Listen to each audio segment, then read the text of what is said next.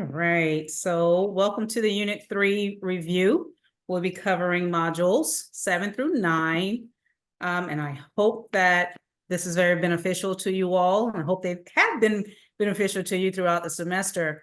So we're going to take a look at some things, starting with Module 7. Go ahead and get started because I do not want to waste any of your time. Right, so Module 7 was all about survey sampling and inference. Right, things that you need to know. Make sure you know the difference between statistics and parameters, accuracy and precision, the central limit theorem for proportions, calculating probabilities of sampling distributions, confidence intervals without a calculator, be able to just do that in StatCrunch or your calculator, and then with a calculator. All right, so without or with technology, in other words. And there's something in my eye, I apologize. I cannot, it's burning. All right, so first thing that we mentioned was the differences between statistics and parameters, right? So some of the statistics that we've discussed were the sample mean. You have your sample standard deviation. Don't worry about variance. That's not something that we typically cover at this level. But then we also have sample proportion. Okay, so what we want to understand with our statistics is that they are based on actual data. So they come from samples. As you see, sample is in the term for each one of these. All right, so statistics allow us to estimate parameters because parameters are typically unknown. They are based upon the population. So it's very, very difficult to calculate a parameter, being that you do not typically, you're not able to reach everyone in a population. So that's why we say it's typically unknown. So we go to the sample, which is a subset of the population. We calculate the statistic. So for example, if I'm interested in the ages of TCC students and I decide to take a random sample of 100 TCC students, I just calculated the sample mean because that's the age. I can calculate the average age of that sample. So that's a statistic. Now I can take that statistic, and as long as some conditions have been met, central limit theorem, I can draw an inference about the population that says that my statistic will estimate the parameter. In other words, if the average age of my students is 19, I can say that the average age, we can estimate that the average age of all students at TCC would be 19. All right, as long as I take a random sample, then I should be able to do that. Okay, so again, statistics estimate parameters, therefore statistics are also called estimators. All right, so all daily maximum temperatures in August last year for all major US cities was recorded. The mean age of all maximum temperatures would be a what? Okay, so since I'm talking about all daily maximum temperatures, that is referring to a population. So therefore, the mean of that population, a numerical value of my population, is a parameter. Okay. Remember, a numerical value of a sample is a statistic. So I always try to tell my students just to remember that P goes with P and S goes with S. Statistics are for samples. Parameters are for populations. All right. At accuracy and precision. So accuracy is a measure of our centers. Bias is a measure of accuracy, and we talked about bias and all of our sampling methods in this module. So one of the things about accuracy that we want to make sure that we understand is that whenever we have a sampling distribution, which we're taking as many samples as we possibly can from the same sample size, from the same population, anytime the mean of that sampling distribution, which is either mu of x bar or mu of p hat, depending upon if it's proportions or means question, then mu of x bar should always equal to the population mean. So the mean of my sampling distribution should be the same as the population mean. If we're dealing with proportions, then I can say the mean of my sample proportion is the same as my population proportion, right? So whenever we check the central limit theorem, this is one of the conclusions. If all conditions have been met, this is one of the conclusions that we can draw, that the mean of our population is going to be the same as the mean of our sampling distribution. Okay, now precision, we measure precision by standard error. All right, so we got the accuracy is a measure of the center, and then standard error is a measure of our precision.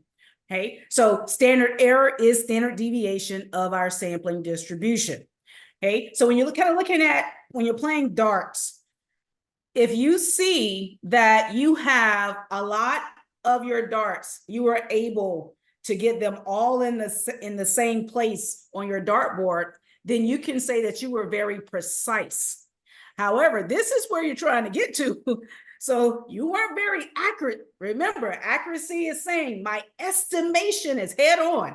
You did a great job in estimating where you were supposed to throw that dart if you were accurate. So we weren't very accurate in this one, but we were very precise, because remember, precision is measured by standard error. And error, again, is standard deviation. And as you can see, we're very consistent. And if my standard deviation was very large, that would say we're not very consistent. And if I'm not consistent, I am not precise. Okay, so I'm precise here, which means I have a low standard error or a low variation. And I'm not accurate, which means I have a high bias. Because again, bias is a measure of accuracy. So if there's a lot of bias, remember we talked about sampling bias, measurement bias. If there's a lot of bias in my sample, then I'm not going to be very accurate. Think about it. If you go and you say, okay, I'm going to do a study, and we'll go back to the ages of TCC students, but then you only ask students who are seasoned, they've been here, they've gone away and they've come back. All right, so they're up in age, then that's not going to give you a very good estimate of your population mean, the ages of all TCC students. So you've introduced a lot of bias, all right, because your sample does not look like your population, right? All right, so in B, here, my points, I did kind of get them around the bullseye. My goal is to get them here. So therefore, I'm accurate. I did pretty good. My estimation is good, but I'm not consistent. I'm all over the place. Okay, so therefore, I'm accurate, but not precise here. And in that case, since I'm accurate, I have low bias. All right, that says my estimation was very good, but I'm not consistent. So therefore, I have a high standard error or a high variation in this case. All right, so in C, I did a pretty bad job both ways. All right, here's my goal again. So I'm not accurate. And then I'm all over the place again. My spread, remember, variation is just spread. You have a large spread. So that means you have a large standard error here. And if I have a large standard error, that's a high variation. That's not precise. Okay, so this is our goal. This is where we want to be. Anytime we're trying to do our estimation so that we can estimate what's happening with our population, we want to make sure that our estimations are both accurate and precise. That means I have low variation and I have very low bias, right? And we can achieve that as long as our statistics come from random samples, and they have to be large enough, right? That's just what the central limit theorem tells us. We need to have random samples. We have to have a large enough sample size. We have to have a large enough population. Okay. So what I notice with students is the difficulty in understanding that sampling distribution. So I mentioned it earlier, but let's talk about it a little bit more to make sure we can grasp that, what that distribution is. Anytime you take a sample and you calculate a statistic of that sample, and then you take another sample and you calculate its statistic. So for example, going back to the ages of TCC students, let's say I took a sample of 30 students. I calculate their average age. I take another sample of 30, I calculate their average age. So let's say I do this 500 times. Now I have 500 statistics because I've calculated 500 different averages. If I were to make a histogram of all of those averages, I have just created a sampling distribution. So a sampling distribution will always be a graph of a statistic, whether that's X bar or P hat, but it has to be a histogram or distribution of a statistic. Now, when you're dealing with population distributions, if I say, hey, graph the ages of all TCC students, well, then you will graph ages. You will be graphing data, not the statistic. So that's the key thing. It's the difference between graphing data and graphing a statistic. And you're going to have a whole bunch of them because the definition says you're going to take all possible samples of the same sample size from the same population. So every time you do it, you're calculating a different statistic and then you graph them. Now, back in Unit 1, we asked you all to just take a sample, create a histogram. So you took 20 data points, created a histogram. That's a distribution of a sample. So it's just one sample, or some people call it a sample distribution. But when I take a bunch of those, that's a sampling distribution, right? So know the difference between those. You have the distribution of a sample, population distribution, sampling distribution. But we'll talk about that a little bit more a little later. All right, so here's your central limit theorem conditions. I kind of mentioned them earlier. Random sample. We need a large enough sample size. I need at least 10 people to say yes and at least 10 people to say no. So minimum 20 people when you're dealing with proportions. This is different from means, which we'll talk about in chapter 9. All right, so successes and failures. You know you have a proportion question when it's a yes or no type thing. If the survey question is the TV monitor defective? Okay, that's a yes or no answer. So then I can calculate how many said yes, and then if it's 10 out of 15, that's my proportion. So I need at least 10 yeses, 10 nos in order to satisfy this condition. The large population test says we need it to be independent.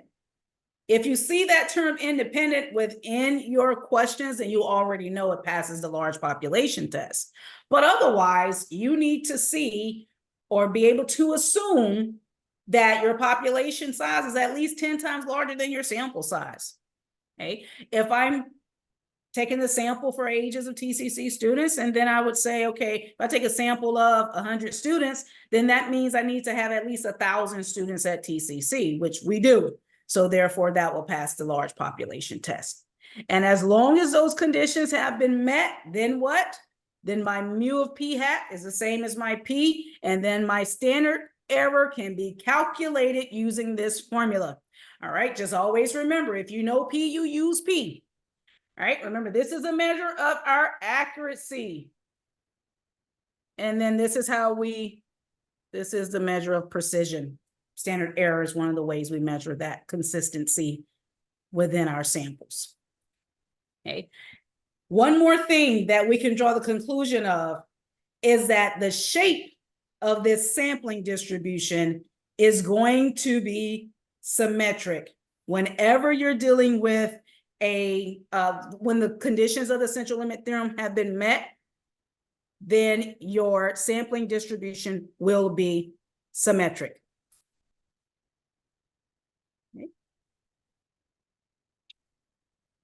All right, so now let's take a look at calculating probabilities of the sampling distributions. So if you can, if you're at your computer, let's go ahead and log into StatCrunch. I'll be teaching everything through StatCrunch.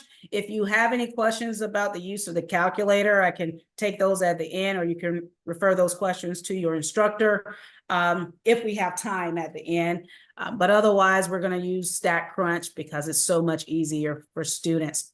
All right, so calculating the probability of a sampling distribution. This is a proportions question. How do I know that? It says, according to the manufacturer of the candy Skittles, 20% of the candy produced are red. So is it red or not?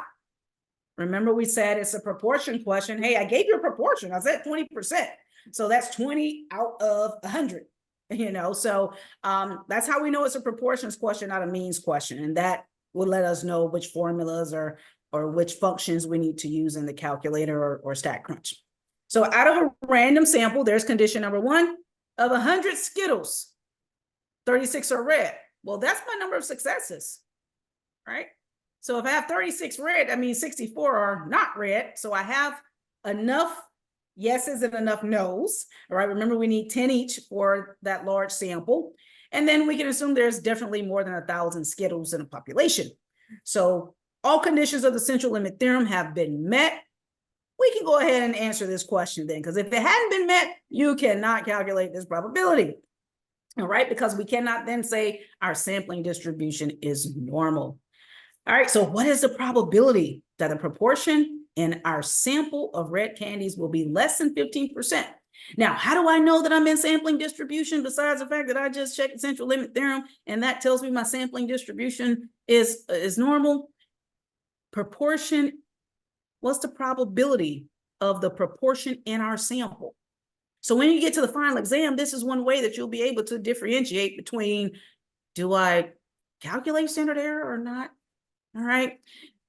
What sampling distribution are we talking about? Proportion in our sample. That's a p-hat. So anytime calculating the probability of a statistic, oh yeah, that's sampling distribution. Okay. So what is the probability that my p-hat is less than 15%? In order to calculate that probability, now remember, the central limit theorem tells us, well, mu of p-hat is equal to p. Well, my p in this case, my population proportion, says 20% of the candy produced are red. So that's 20% of my population. Well, there's my p. 0.2 converted to a decimal. Now we got to talk about that standard error, right? Accuracy and precision. Calculating my standard error using my formula, p, 1 minus p divided by n. All right, so let's do that calculation. Nice. I forgot to bring out the calculator. Great.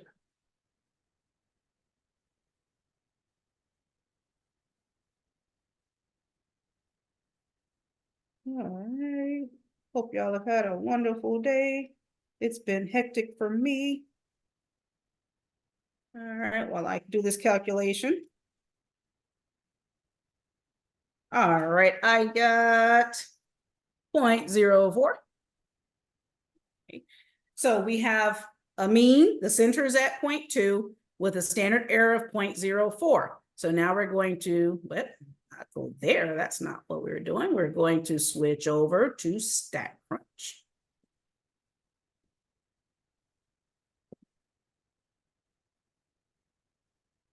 And we're going to go stat, calculator, normal.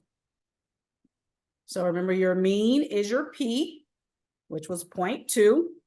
Your standard deviation is your standard error. So that's 0.04. And we were looking at being greater than, and I forgot, so 15%. All right. We wanted to know if we have more than 15% in our sample, and we just compute. Right, so there's an 89% chance that you would get more than 15% in your sample. Let me make sure that that was what my question said. I'm sorry, it said less than. All right, so we're going to switch that around and then hit compute. All right, there you go. So approximately 10.56%. All right. All right. So moving along. Now we have confidence intervals. Okay, so I have the formula for you. Your basic formula is always a statistic plus or minus your margin of error. Okay, so your margin of error is calculated by your critical value times your estimated standard error. So why estimated standard error? Because when you're dealing with confidence intervals, you're trying to determine, it gives you plausible values for where your population proportion would lie. So in this case, I'm looking for P. I don't know P. Notice in the probability questions, I gave you P. But in my confidence interval questions, I'm looking for P. in this chapter. Later on, we'll look for mu, but you're always looking for the parameter, in other words. So therefore, when you don't know your parameter, you use this statistic, right? So since I don't know P, I'm using P hat. Right, so we have a random sample of 2,000 adult Americans. So there's my sample size. 15% of them, so that's 15% of the sample. So that means that this is a P hat, sample proportion. They believed in aliens. Find the 95% confidence interval for the proportion of Americans who believe in aliens. Okay, so we have 2,000, 15% said they believe in aliens. What you would need in StatCrunch to determine your confidence interval would be your number of successes. So in this case, that would be 2,000 times 15%. And that will give us. I think we're watching the whole screen. Oh, you don't see what I see. Uh-oh. All right. 1 second. Thank you, because I was just going. All right. All right. What about now? Yes. Thank you. Okay, let's try that again. All right, so we got the random sample, condition number 1, 2,000 adults, 15% said they believed in aliens. We're doing a 95% confidence interval to figure out the proportion of all Americans who believe in aliens. So what I was doing is I need to get my number of successes. And then we know our number of observations. We have 2,000 in our sample, and we're going to do a confidence level at 95%.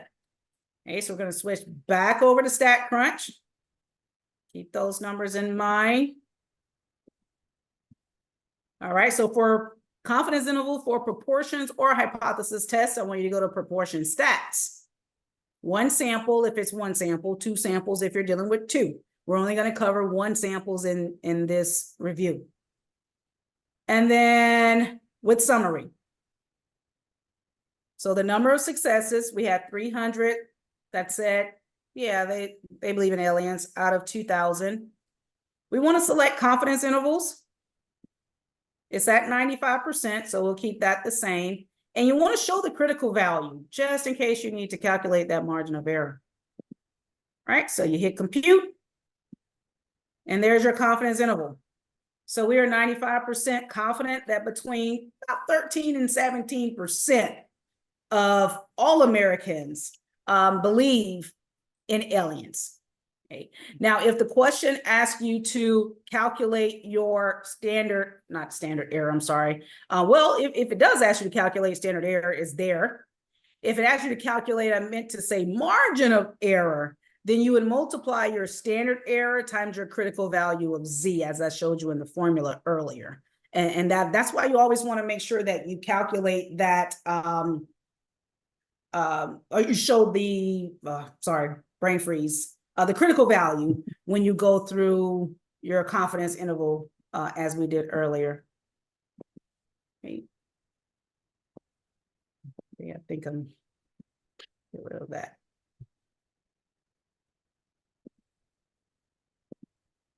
All right, now, is it possible that more than 10% of Americans believe in aliens? So I believe our answer was, let me just go back and check. We said that we were, sorry, I deleted the answer.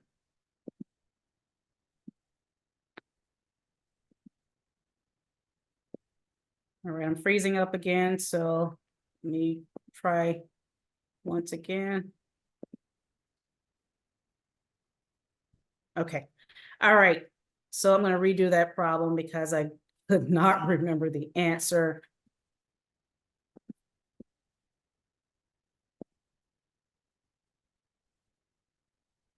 Okay, there we go. We're 95% confident that between 13 and approximately 17% of Americans believe in aliens.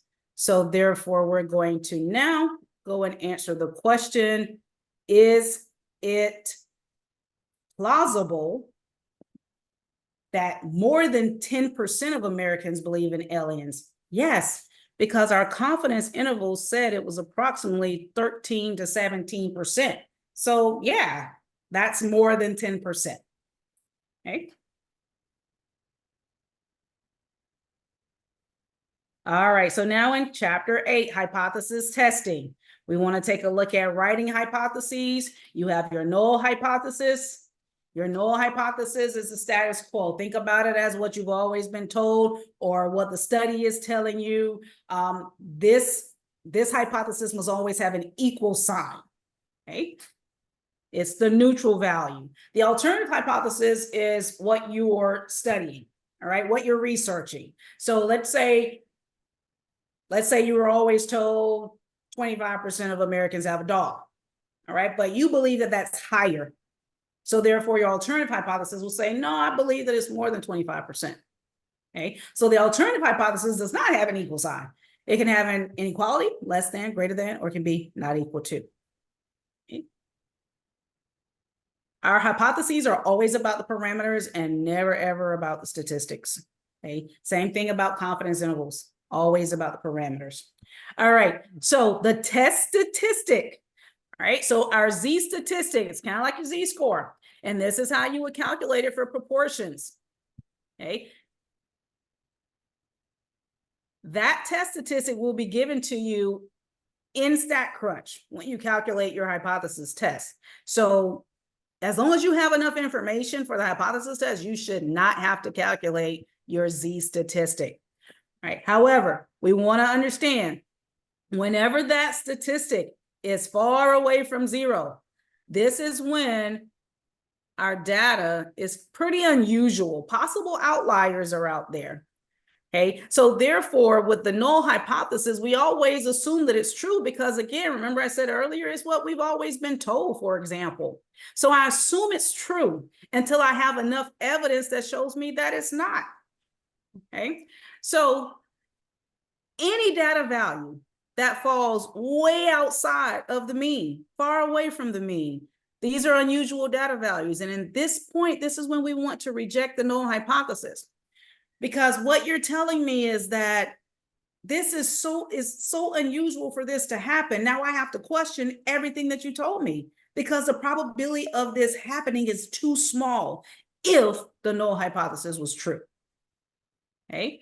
So anytime that value is far away from the mean of zero, we're going to reject the null hypothesis. The p-value, on the other hand, is the probability that if we were to repeat the study, we would get the same answer or a more extreme answer if that null hypothesis was true. So if I have p-values, let's say my test statistic is way out here. So the p-value out here is going to be very small because remember, probability under a curve is equivalent to area. We learned that in chapter 6. So that's a very small probability.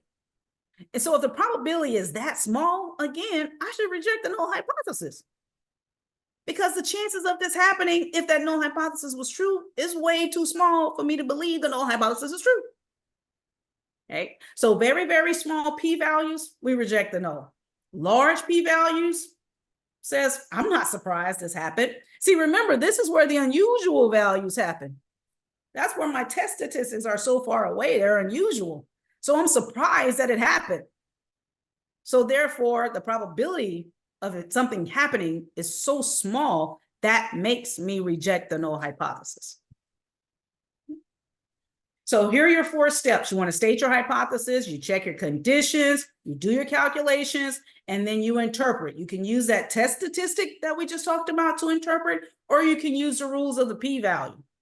Okay, so Leroy, a starting player for a major college basketball team, made only 40% of his free throws last season. During the summer, he worked on developing a softer shot in the hope of improving his free throw accuracy. In the first 8 games of this season, Leroy made 25 free throws and 40 attempts. Is there enough evidence to suggest that Leroy's work in the summer resulted in a higher proportion of free throw successes? We're going to test this at a 0.01 significance level. So that's what we call alpha. Significance level is the Greek level number alpha. So the rule says if my p-value is less than or equal to alpha, I'm rejecting the null, and I'm going to therefore conclude that I have sufficient evidence to support the alternative. Okay. However, if that p-value is greater than alpha, I do not reject the null.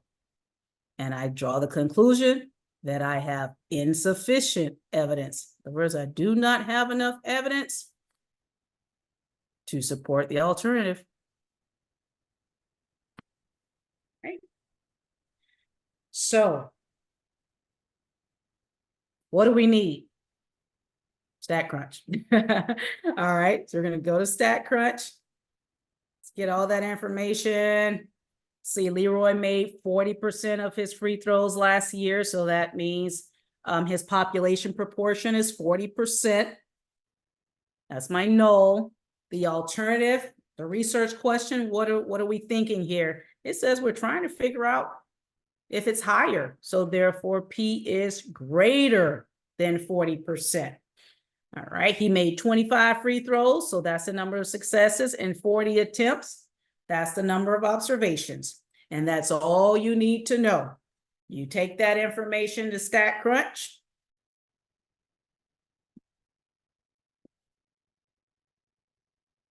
And the same place that you go for confidence intervals is the same place you go for hypothesis testing. Proportion stats, one sample with summary. 25 made free throws out of 40. Remember, he made 40% last year, and we are asking the question, is it higher? So greater than, and compute. That is all you need. All right, so here's your test statistic. 2.9. That's far away from the mean, right? That's an unusual value. All right, your p-value is about 0.02. All right, 0.002 if you're going to round that. So therefore, my p-value is less than my alpha.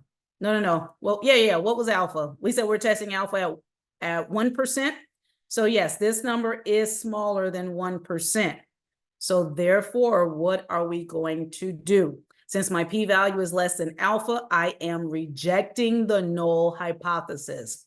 And what does that mean? That means I have enough evidence to support my alternative hypothesis, which states that his work in the summer resulted in a higher percentage of free throws made.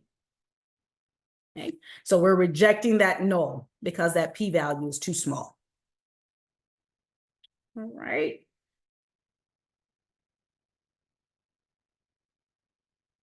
Last thing in module 8 was determining type 1 and type 2 errors. When we talked about alpha, alpha is actually the probability of a type 1 error.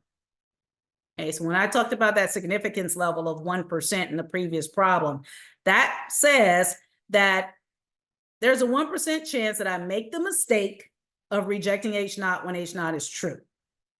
Okay, so in this case, let's say, what was the null? The null was that Leroy only is going to make 40% of his shots, but no, this year we think it's going to be higher. So therefore, I'm giving myself a 1% chance of rejecting the null. If I reject the null, that means I believe that he got greater than 40%. However, the null was true. He did not.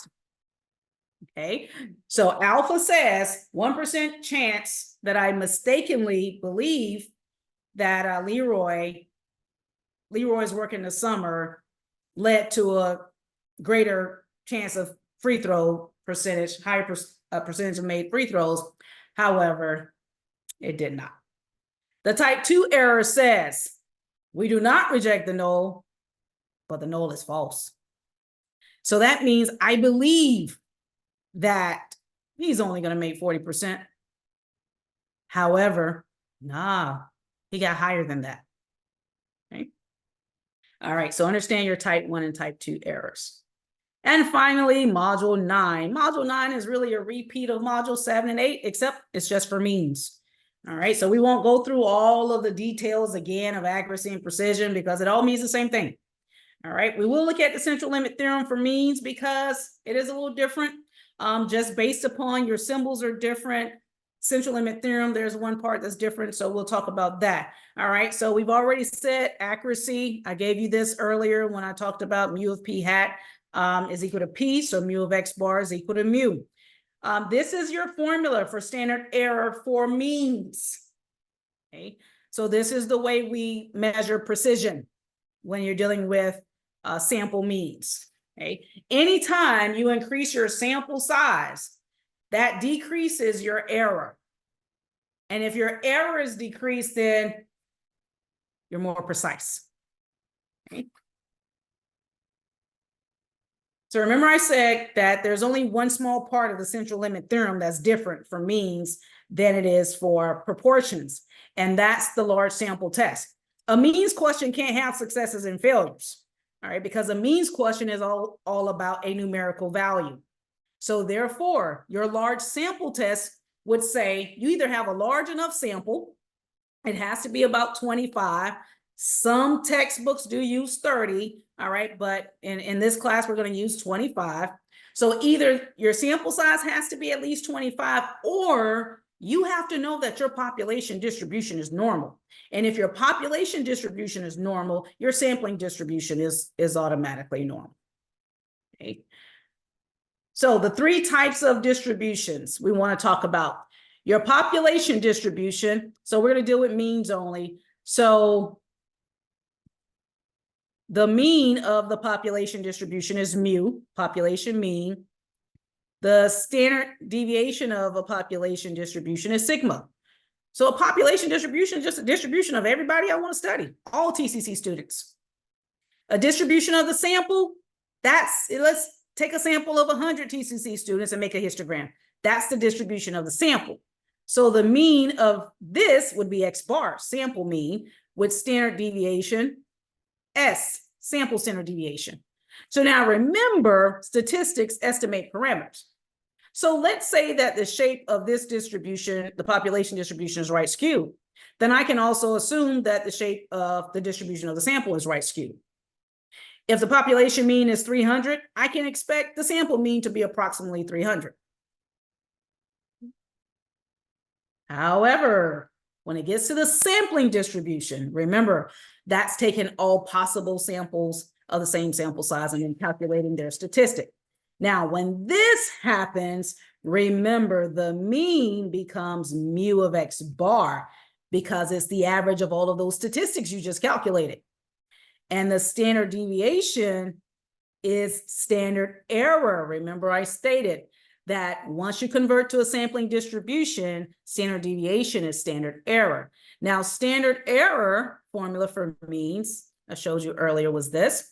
So we have to remember now, look at your standard deviations. Now, what's the relationship? We know that these values should be very close to these values. The statistics should be close to those parameters. But what about the mean? This mean and this mean, they are the same. Remember, mu of X bar is equal to mu. That's perfectly accurate. That means that my X bar is an unbiased, because there's no bias in there. Remember, accuracy. All right, it's an unbiased estimator of mu. But standard deviation, when you convert to standard deviation, the standard error, look at your formulas. This one is sigma. And then over here, I got sigma divided by the square root of n. So that lets me know this one is always smaller. And if this is going to be smaller because you're dividing it by a number, then that means your statistic is more precise because you have a lower standard error. And we talked about that. I showed you that even with the darts. Okay, so we're more precise in that sampling distribution. All right, so now remember we said if we assume the population distribution will be right skewed, we can assume the distribution of the sample is right skewed. But when you get to that sampling distribution, it's normal. Okay.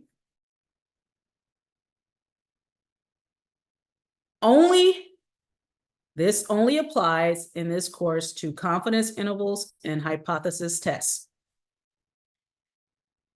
For means, we say that. Whenever you're calculating a confidence interval or hypothesis test for means, your Z statistic becomes a T statistic. And if you're using a T statistic, then you're no longer following a normal distribution. Your sampling distribution is going to follow a t-distribution. But once again, this only applies for confidence intervals and hypothesis tests for means. Okay. So here we have a normal distribution. It's a solid curve. Okay. The t-distribution, the parameter of a t-distribution is called degree of freedom. The degree of freedom is calculated by n minus 1. So this one has a degree of freedom of 9. And this one has a degree of freedom of 2. So as we can see, as the t-distribution, as the sample size increases, therefore the degree of freedom increases, the t-distribution starts getting very close to that normal distribution. They have the same properties for large sample sizes. All right, they're both, you see, symmetric and unimodal, so have those similarities there. All right, so the confidence interval, you're going to use a t-interval, because remember, it's not normal. We're using the t-distribution now.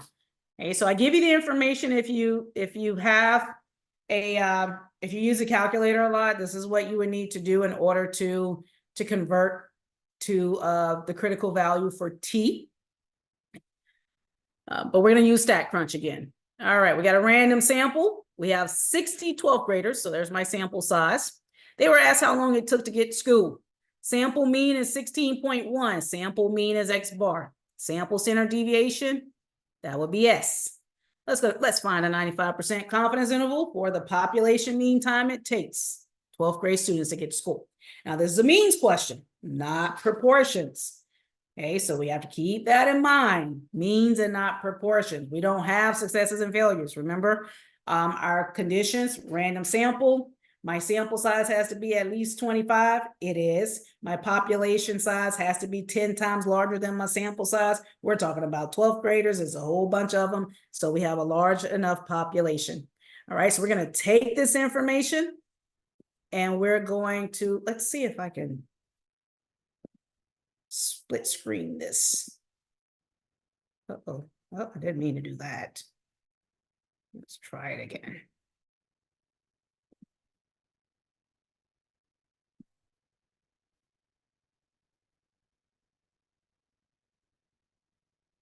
So anytime you want to calculate a confidence interval, didn't mean to do that either. A confidence interval or a hypothesis test for means. All right, hopefully you all are seeing a split screen. All right, we're gonna go stat. Yes. Are we good on the screen? Yes. Good, okay. We're gonna go to t-stats because remember we got that t interval. We got the t distribution. So proportion stats for hypothesis test and confidence interval for proportions, t-stats for hypothesis test and confidence intervals for means. All right, one sample. You can't see it, but it should say with summary. All right, now if I give you data, then of course you would say with data. All right, so you would enter your sample mean, which was 16.1, and our sample standard deviation of 12.6. We had a sample size of 60. All right, and we were doing a confidence interval at 95%. Remember to show that critical value, just in case you got to calculate margin of error. All right, and there you go. All right, so to calculate margin of error, standard error times your critical value. And then here's your confidence interval. So we are 95% confident that the population mean time that it takes all 12th graders to get to school is between about 12.8 and 19.4 minutes. From 12.8, 19.4 minutes. We are 95% confidence between those two numbers. Now we can't be certain, but we can be confident. No certainty. Always remember, there is no certainty in statistics. All righty. All right, and our last example, hypothesis testing. Be able to, and again, if you were doing the hypothesis test, let's go back to confidence interval. If you're doing the hypothesis test for means, You're going to go to the same place that we just went to in the T-stats, but you would just say hypothesis test. And then you would enter your hypotheses here and you would hit compute. All right. So no difference there. In this example, be able to just read the output. If I give it to you, just be able to use it. Okay. So the U.S. Department of Health has suggested that a healthy total cholesterol measurement should be 200 milligrams per deciliter or less. Records from 50 randomly and independently selected people. Random, condition 1, independent, condition 3. Those 2 conditions have been met. 50 people, there's condition 2. I have more than 25. So we're good to go. We can continue. All right. We're going to test the hypothesis that the mean cholesterol level is more than 200 at a significance level of 5%. Okay. So the null in this case would be that the mean is 200.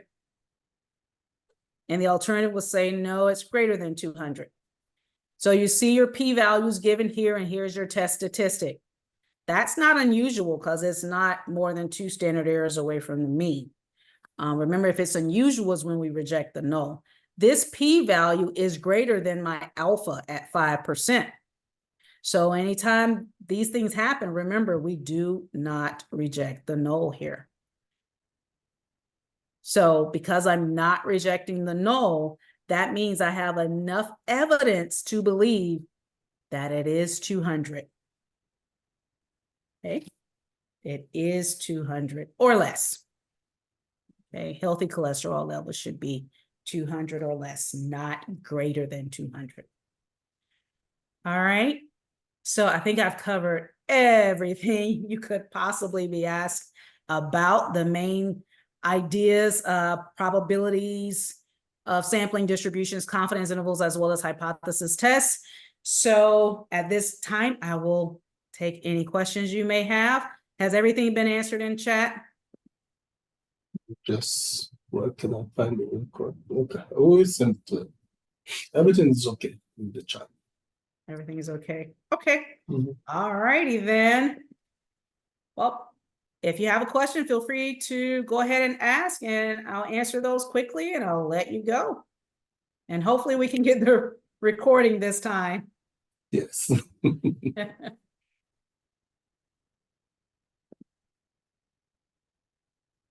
All right. Yes, we're posting as long as Zoom gives us a recording. They didn't give it to us last time. Well, they gave it to us, but it just didn't work. Okay. All right. So if we have no questions, you all have a wonderful day. Best wishes on your final exam. And I'll see you all on the Unit 3 test. And I'll see you for the final exam review. On the 24th? It's on let's take a look. Yes, That'll be next week, right? Yes, yes. Yes, next week. So, All right. See you then.